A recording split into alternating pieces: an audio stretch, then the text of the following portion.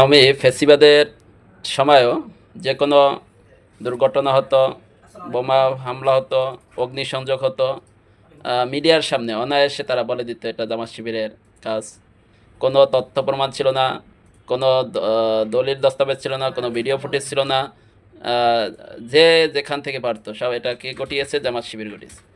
এবং মুক্তিযুদ্ধের সময় যারা বিরোধিতা করেছে, তো এটার যেমন ছোটবেলা থেকেই ছবি দেখে এসেছি সিনেমায়। এটা দাড়িওয়ালা টুপিওয়ালারাই রাজাকার ছিল। রাজাকার বলতেই দাড়ি টুপিওয়ালা।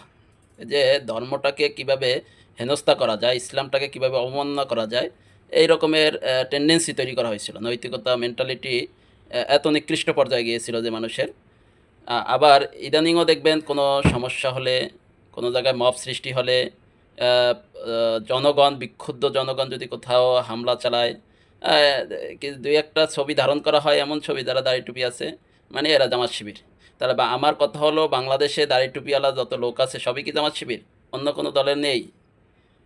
তাহলে ধরে নেওয়া হবে ধর্মভীরু লোকগুলো সবই জামাত শিবির। তাহলে যদি এই দাড়ি টুপিওয়ালা লোক জামাত শিবির হয়ে থাকে, আইডেন্টিফাই করে তাদের পরিচয় আইডেন্টিফাই করে জনসম্মুখে প্রচার করুন, তাদের বিচার করুন, সমস্যা নেই। কিন্তু আপনি তথ্য, প্রমাণ, উপাত্ত, দলিল দস্তাবেজ ছাড়া গণহারে দাড়ি টুপি দেখেই শনাক্ত করে ফেলেছেন এটা জামাত শিবিরের কর্মকাণ্ড। গতকালকে ডেইলি স্টারে এবং প্রথম আলোয় যে হামলা হয়েছে, সেখানে দাড়ি টুপিওয়ালা লোকও ছিল, সাধারণ জনতাও ছিল।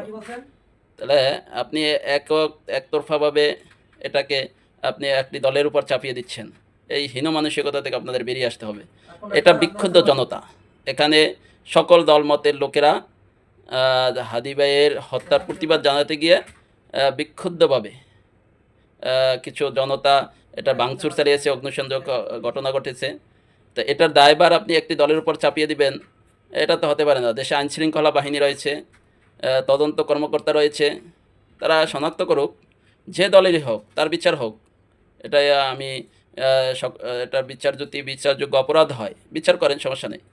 কিন্তু আপনি তথ্য প্রমাণ উপাত্ত কোনো ছাড়াই একটি দলকে হেয় প্রতিপন্ন করার জন্য ভিডিও করবেন, এবং দাড়ি টুপিওয়ালা লোক দেখে ক্যাপশন করে দেবেন এটা জামাত শিবিরের লোক। এটা হতে পারে না। আপনি যে দলেরই হোক, যে মতেরই হোক, পথেরই হোক, লোকটাকে শনাক্ত করে তার পরিচয় আইডেন্টিফাই করে আপনি জনসম্মুখে প্রচার করুন।